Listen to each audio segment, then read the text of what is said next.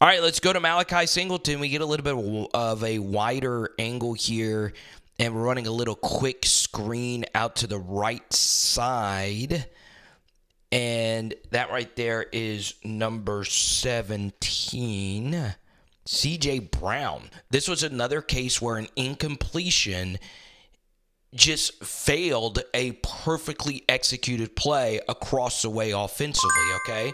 So you have to know that T. Will, as a defensive coordinator, is very uber aggressive with this blitzing. I like that for a team like Arkansas because they don't have any big-time pass rushers, maybe outside of Landon Jackson. So what they are doing here defensively is a delayed blitz, okay?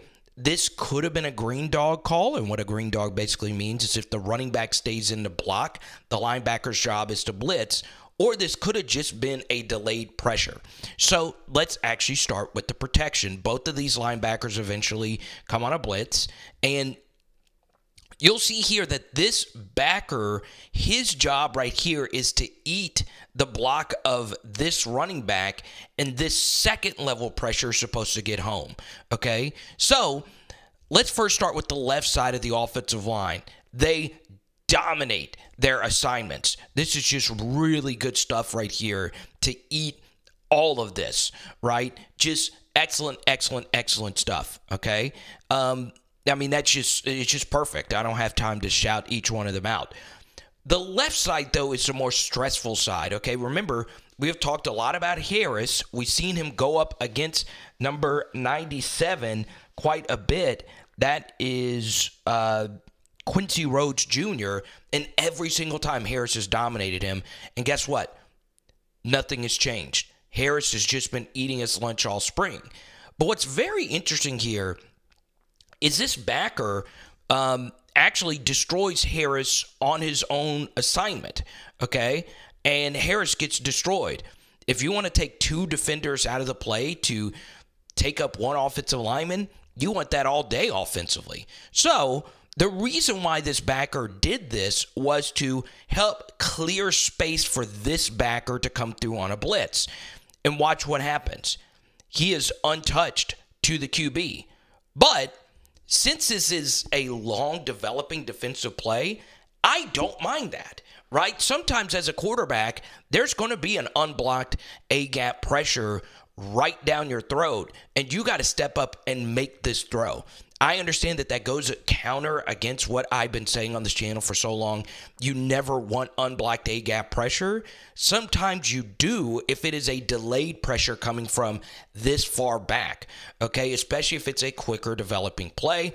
And one thing I'll show you here is this is a good job by Braylon Russell, a true freshman, picking up this player, and then you'll see here that he peels off, and if you wanted this, he's catching this, and there's nobody here.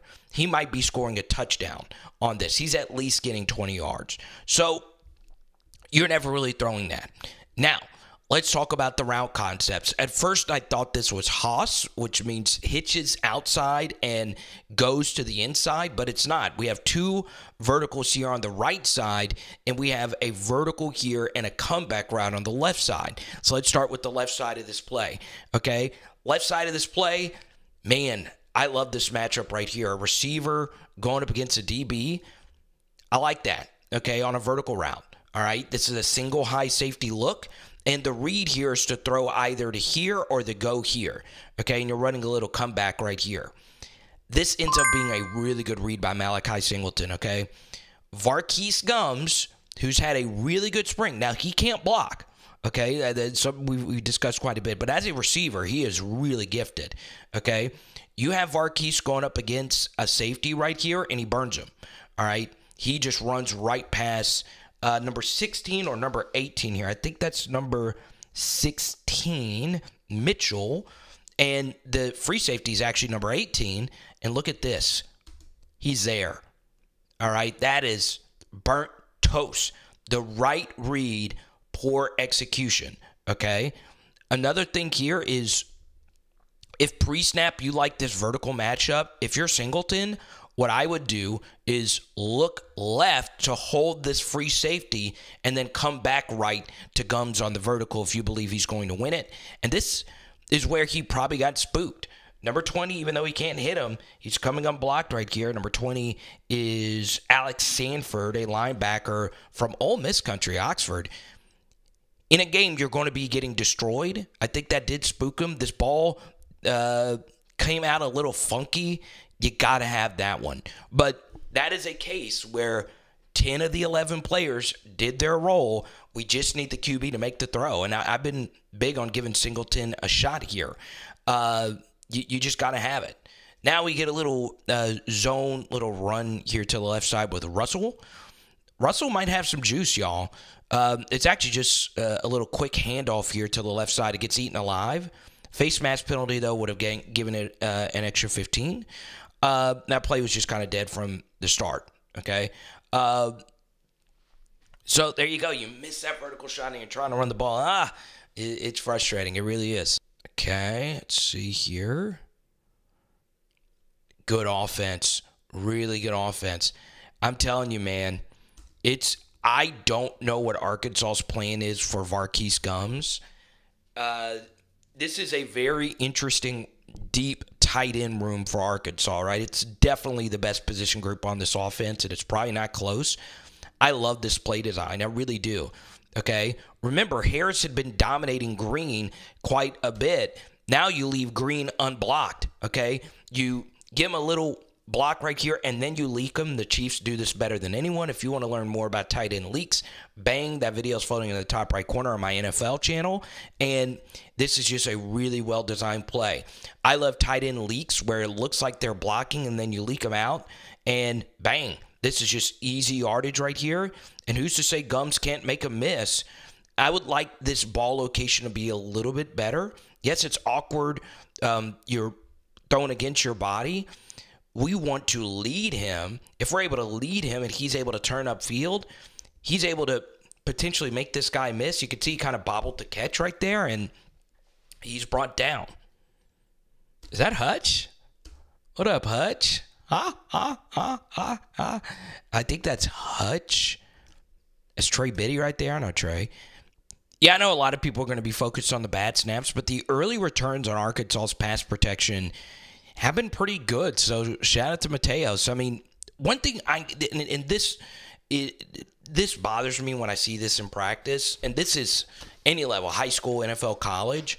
If one guy is having a really good at least in the little bit I've watched, Harris, number 76, the left tackle, has had a really good practices, but we only see him going up against 97, okay?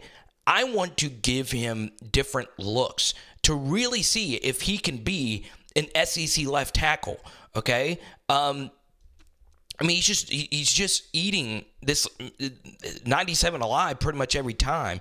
You can argue this gets a little grabby, okay? Yeah, you might get a hold right there. You don't need to in this spot, but this could be your guy right here. So I want to see him going up against Anton. I want to see him going up against Landon Jackson, some of the better players, to see if you can actually be an SEC left tackle, okay? Anton actually running a little bit of a twist over here. Man, that is just, God bless America. Look at that. Look at this pocket. I mean, Malachi Singleton, man, could freaking go to Z's on Dixon and come back and still be able to sit in this pocket and make this throw. And it's Gums again. Marquise Gums has a natural feel for the receiving aspect of playing tight end, okay? He sees that, everybody is just sinking back, and he just sits. He's a big target, right? And he's just right there, makes a catch, and, you'll take those yards all day, okay? All right? So, look, judging by the reaction of this sideline here, defensively, I'm guessing this was third and Magnolia here, basically. It looks like that this was third and long, because this is obviously, the defense going crazy and being excited. And that's obviously him taking a check down, so that's a win for the defense. So now we get to these Criswell reps and play action. Oh, man. Bang. That's a dart right there by Criswell. Good stuff. It's a way to get the drive going. Once again, it's going to be tough for Jacolby to move up. But, I mean, at this point, there's just not an Arkansas quarterback that's going to be so good in these practices that he's going to separate himself from the pack. So, yeah, I don't know. This is kind of an ambiguous QB room, right? Sometimes it is better to just have a KJ to where that guy is your guy, right? You get a nice little gain here in the running game. I don't know who the RB was here. Let's see. Is that Johnson? I don't know. It's just... Oh, no, it's Isaiah Augustave. I know I've been butchering his name. I don't even know if I still have it correct. All right, so we get to here. Man, I would have loved a wider angle here. Okay, so let's start. Okay, left side, we're not going to worry about the left side on this play. We'll start with the protection, okay? Protection here is really good. This is a quicker developing play, so it really doesn't matter as much. But, I mean, we're still eating everybody alive here. This is just good protection. When you play quicker, these things tend to happen. And last year I felt Arkansas's offense just took too long to develop under Enos. This is the true freshman, number 2, Selman Bridges. And we saw in a practice, a few days ago, he got burned off the line of scrimmage.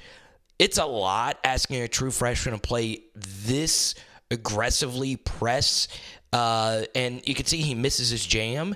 And unless he's playing just a pure trail technique right here, he's cooked, okay? So this looks like a single high safety look. I don't know where the safety is, but if you look, he's burnt, okay? This is there if there is no safety help over the top. Either way, I'm not even sure if this is the first progression at all because, well, this is oftentimes known as the clear out route.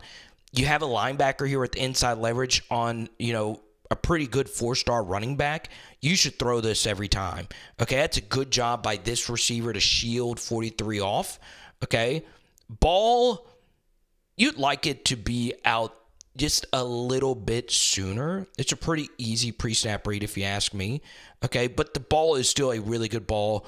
You just got to have that, and it's just a drop. All right, so call me a traditionalist. I miss the days where wide receivers wore numbers in the 80s, okay? This should have been delivered to 87 Cameron Bibby right here, okay? You're running basically, and you rarely see this, in breaker here, in breaker here, in breaker here, out breaker here, but it's all basically routes going in the same direction, all right? Normally for me, it just depends on, how you're taught in the meeting room, okay? Are you reading it outside in or if you're reading this inside out? So if you're reading this outside in, your first progression is here. If you're reading this inside out, it goes bam, bam, bam, okay? So on in breakers, I'm an inside out person, right? It's normally easier, though, to go outside in just with your head, right, to scan going from left to right, compared to go right to left because it just kind of cuts off half the field. I'm an inside-out guy on in-breakers, and what happens here is you're thinking that this DB is staying with Bibby right here, but instead this underhang defender or overhang defender gets out into here, and instead Bibby is open. You're thinking that this is going to be open with this corner bailing out right here. So it's just kind of a sexy defensive call. You bail him out here, and this should have been thrown, okay? So once you see this, your head should go bang, bang, okay? That should be there. So he locks on and immediately looks all the way back to the right side, and you'll see him roll out to the right side, throw this football late to Easter, and he drops it, okay? You still got to have that. If you're a tight end right here, I don't care if you go to ground to make sure you catch this because you're not gaining really any yards whatsoever. Ball was low, but you still got to have it. Now, Let's get to the big part of this play. Charlie Collins, all right? This is your 4-star in. This is who you had to fend off the elite schools to get. So you want some immediate return on that. And this time, to get him going, you twist him to the inside. All right? So he's twisting to the inside, and watch him here. Splits 70 and 73 and generates a pressure. Okay? That's good stuff. Hopefully that gets his confidence going. This is the third unit, but still, it's good stuff. All right, very next play, Charlie Collins makes a big play. We'll talk about the route in just a second. This time he's left unblocked, and Easter, number 80. So these are the two top players in the state of Arkansas. Number 9, Collins going up against number 80, Easter. Okay, well, the two top players in Arkansas that went to Arkansas, okay? So first off here, Easter flying across here, this is just a little too patty cakey, okay? You see he's just catching this right here. I know it's practice. This has got to be a little bit more physical. But watch Collins here, okay? He sees the down block, and then he's coming in here to make this tackle on the play action fake.